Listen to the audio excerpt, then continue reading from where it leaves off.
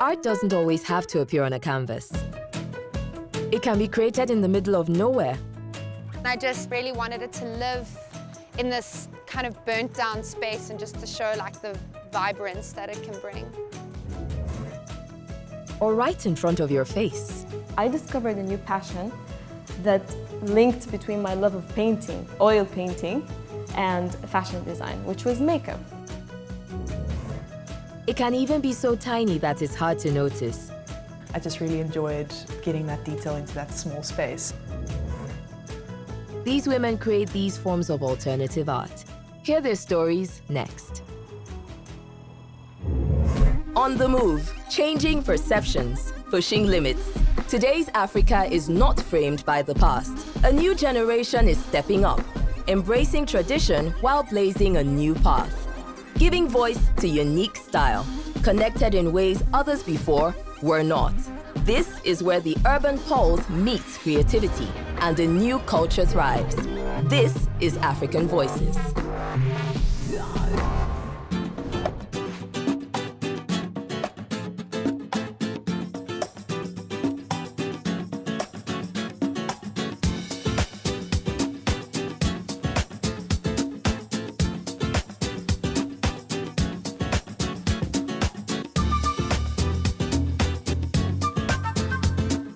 Color is just, to me, is just life. Iris Apfel actually said color can raise the dead, which I love. It's the one way that you can connect to things. To me, color is just delicious. My Africa is vivid, complex, and home. I'm Danielle Clough, an embroiderer from Cape Town, South Africa.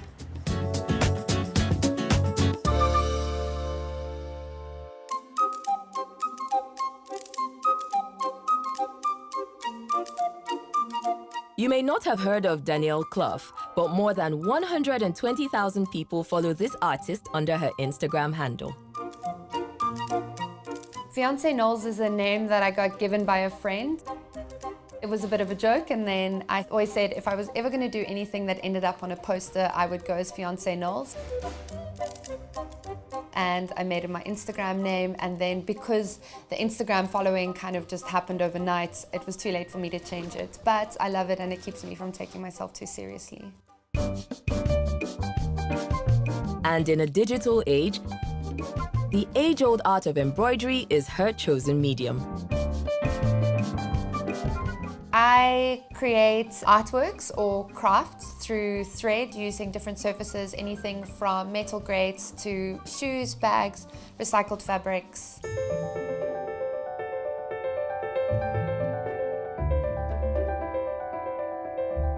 We're at Fine Metal Trading on Voortrekker Road. It's a scrapyard that I absolutely love coming to find new surfaces and different materials to work on, anywhere from pieces of old motherboard to metal grates, and they're really nice here. They let me climb the piles with them and just sift through the metal and find like whatever to make new things.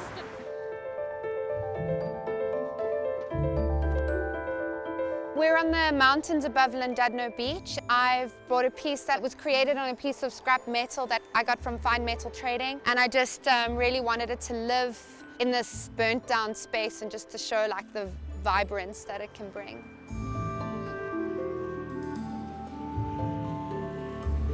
I always wanted to be a fashion designer when I was young, and my mom taught me how to sew, and I kind of just kept developing this like love for textiles and fabric through different forms of sewing. I thought I'd invented this art form, and then later realized that it was embroidery and had been around for centuries. And yeah, it just kind of kept evolving.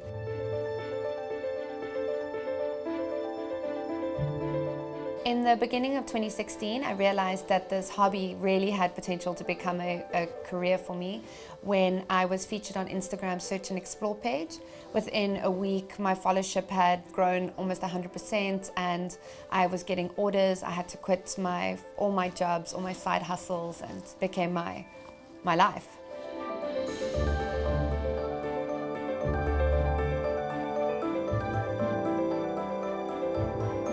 Today, she is a force to be reckoned with on social media.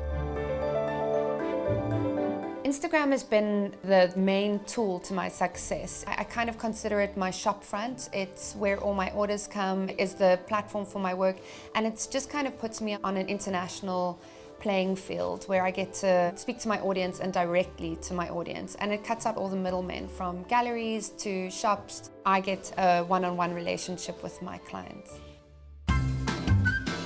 And through this platform, this 30-year-old has built her brand. Her client list includes some pretty impressive global names. This is a commission I did for David Letterman through Netflix for his show My Next Guest Needs an Introduction. So they chose different artists to interpret each guest. I was really fortunate to get Tina Fey, who's an idol of mine, and every artist had the same picture of David and used their own mediums to interpret him. The detail was just created by really taking my time and using different thicknesses of thread, so the beard has like a full texture by using individual threads as well as thicker.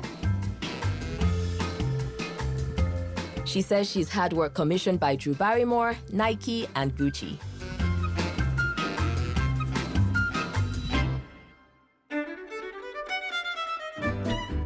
My process usually begins with photography, so I'll take photographs of my references, or I will take references and then put them together through Photoshop and edit them. Then I print them out. I always use black and white references so that I can see the colors in my own way. And then from there, I'll either paint my references or then just transfer it directly onto the surface, and then essentially just color it in with thread. I mean, I consider myself a bit of a thread whisperer, but I have no idea what you've done here. We're at Threadneedle Street, a shop in Cape Town, doing one of the So Far So Good workshops where I teach beginners embroidery. So here we just learn hacks on how to make our own designs into embroidered pieces, and for people to find a nice, easy way to enjoy the craft.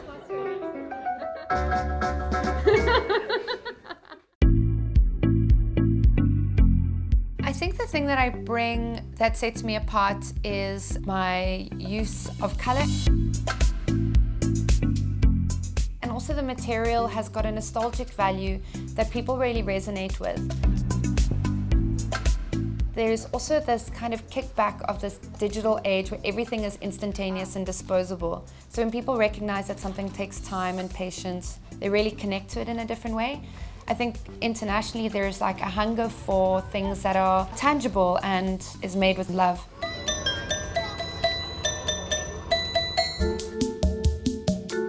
And from the tip of Africa, she's creating global connections through her own kaleidoscope of color. The thing that excites me the most about where I'm from and coming out of Africa and being a designer from here is really the unique voice that we get to have. The diversity of this country, there's so much to draw from here that is so unique. You can't find it anywhere else. It isn't from anywhere. It's from here. It's ours. Have a good day. You too. Thank you.